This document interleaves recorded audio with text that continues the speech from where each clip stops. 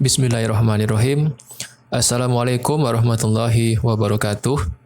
Setelah sekian lama saya tidak membuat video tutorial tentang Blender, maka di kesempatan ini saya akan mencoba kembali membuat tutorial tentang Blender.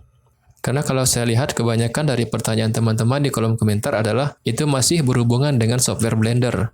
Maka di kesempatan kali ini saya akan mencoba membuat tekstur dari kayu seperti yang teman-teman lihat sekarang di layar.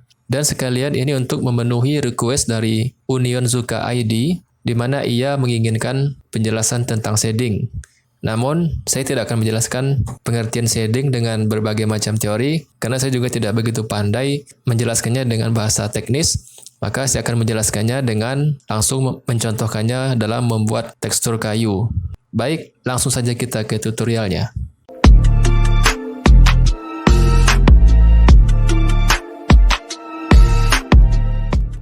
Untuk membuat tekstur kayu seperti tadi, saya akan menggunakan objek standar, yaitu objek kubus ini. Sebelumnya, saya akan naikkan objek ini agak ke atas, klik objeknya, kemudian klik tool move, dan kemudian klik searah sumbu Z, tahan tombol kontrol, dan tarik ke atas satu kali, sehingga dia akan berada di atas permukaan.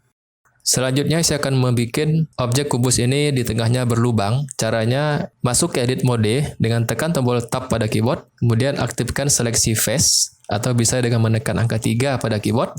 Dan saya akan pilih permukaan atas, kemudian tekan tombol shift, saya pilih lagi permukaan di bawahnya. Sehingga ada dua permukaan yang sudah terseleksi. Berikutnya tekan tombol I, kemudian geser mouse ke arah dalam sehingga dia akan menjadi seperti ini. Kemudian klik kanan, pilih loop tool, dan pilih bridge. Sehingga sekarang kita dapati objeknya sudah berlubang di bagian tengahnya.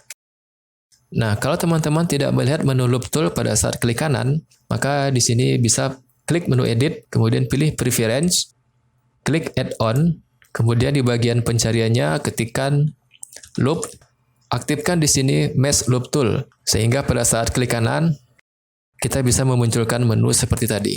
Kemudian kembali ke objek mode dengan tekan tombol tab.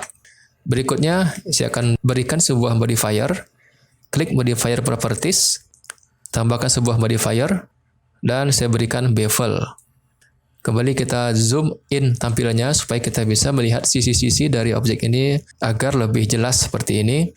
Kemudian di bagian modifier yang ada di sebelah kanan ini, pilih edge. Kemudian di bagian amount, ini ubah nilainya menjadi 0,013. Kemudian enter, dan kita lihat di sini hasilnya menjadi seperti ini.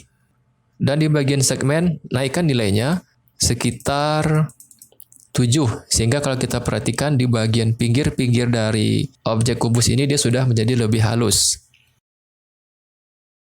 Kalau sudah, saya akan apply modifier bevel ini dengan klik pada lambang ini dan tekan apply, sehingga modifiernya sudah teraplikasikan. Dan kalau sudah seperti ini, maka kita bisa melakukan proses shading. Dimana kalau saya mengartikan shading ini adalah suatu cara untuk memberikan material ataupun tekstur kepada objek yang sudah kita bikin. Nah, caranya adalah dengan klik tab shading yang ada di atas. Dan di sini ada dua buah jendela, yaitu yang di atas ini adalah jendela preview, di mana kita bisa melihat perubahan yang akan kita lakukan nantinya. Kemudian di bagian bawah ini adalah jendela dari shader editor. Artinya di sini kita bisa melakukan atau kita bisa memberikan material ataupun tekstur kepada objek kubus ini. Nah, di sini sudah ada material standar dari objek kubus ini, yaitu Principal BSDF. Dan ini kalau kita lihat di bagian tab layout, kemudian kita klik tab material properties, maka yang tadi itu sama dengan yang di sini. Kalau di sini ada Principal BSDF, maka kalau kita klik tab shading, maka di sini juga ada Principal BSDF. Supaya lebih jelas, jendela yang di atas ini akan saya zoom sehingga dia akan tampil lebih besar seperti ini. Principal BSDF material output ini disebut dengan node. Kemudian saya akan tambahkan lagi satu buah node dengan cara menekan Shift A, kemudian tekan Set, ketikkan kata RAM, dan di sini pilih color RAM. Letakkan di samping Principal BSDF. Hubungkan dari color to base color. Kemudian kita zoom in tampilannya. Di bagian color RAM ini kita dapati ada dua buah warna, yaitu warna hitam dan warna putih. Nah, di sini saya akan ganti kedua warna ini. Karena saya sudah mendapatkan kode warnanya, maka saya akan berikan warna dalam bentuk kode. Klik warna hitam, kemudian klik pada bagian color, pilih bagian hex, dan di sini ketikkan kode D9985F, enter. Kemudian begitu juga dengan warna yang kedua, klik warna yang kedua, kemudian klik color. Kemudian di bagian hexnya ini saya ganti kodenya menjadi BC5626, enter. Untuk warna yang kedua ini, saya akan geser ke sebelah kiri dengan cara klik warnanya dan geser ke sebelah kiri. Dan di sini kalau kita lihat di bagian posisinya, kita bisa melihat sejauh mana kotak warna ini dia bergeser.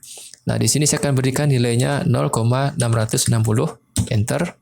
Berikutnya saya akan tambahkan lagi sebuah node, tekan kembali Shift A, kemudian klik Search dan ketikkan Noise. Pilih Noise Texture, letakkan di samping kiri color ramp, hubungkan dari fake ke fake, sehingga kalau kita lihat di atas, objek kubus ini dia sudah berubah menjadi seperti ini. Dan di bagian skalanya ini saya ganti menjadi 1,660, enter. Detailnya saya ubah menjadi 16, enter. Roughness-nya 0,747, enter. Kemudian distortion-nya 0,690, enter. Kemudian saya akan tambahkan lagi dua buah node di samping noise texture ini dengan cara klik noise texture, kemudian tekan Ctrl T pada keyboard, sehingga secara otomatis di sini sudah bertambah dua buah node. Node ini bisa teman-teman tambahkan kalau teman-teman sudah mengaktifkan di bagian Edit, Preference, kembali klik Add-on, dan di sini ketikkan Wrangler. Nah, di sini aktifkan node Wrangler. Maka begitu kita tekan Ctrl T, maka akan secara otomatis muncul dua buah node. Kemudian di bagian tekstur koordinat, saya akan hubungkan dari objek ke vektor. Di bagian mapping, di bagian scale-nya pada sumbu X, saya rubah nilainya menjadi 6,410, enter. Sehingga kita bisa melihat di sini sudah ada bentuk tekstur kayu yang terbentuk. Kemudian di bagian sumbu Y, ini juga saya ubah menjadi 6,410, enter. Sehingga semua sisinya sudah menyerupai seperti ini. Nah, ini merupakan hasil setelah kita melakukan perubahan pada node yang ada di bawah.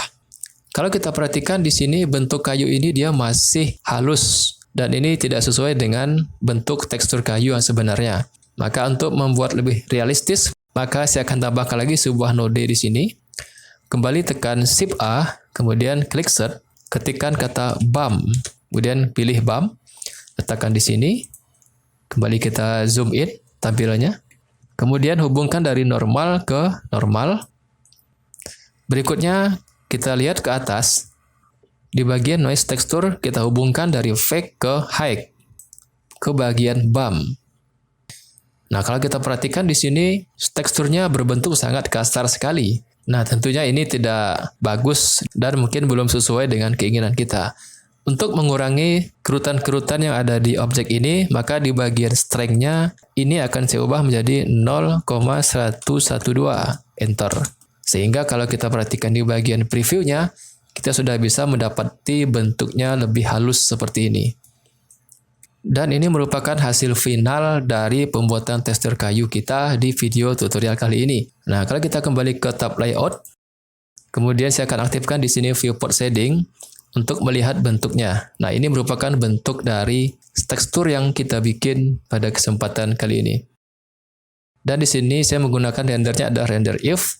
Untuk lebih baiknya, teman-teman bisa menggantinya menjadi render cycle, sehingga dia akan menjadi seperti ini. Baik, demikian tutorial yang bisa saya sampaikan pada video tutorial kali ini. Mudah-mudahan ini bermanfaat bagi teman-teman yang mungkin baru belajar Blender. Sampai jumpa di video selanjutnya. Wassalamualaikum warahmatullahi wabarakatuh.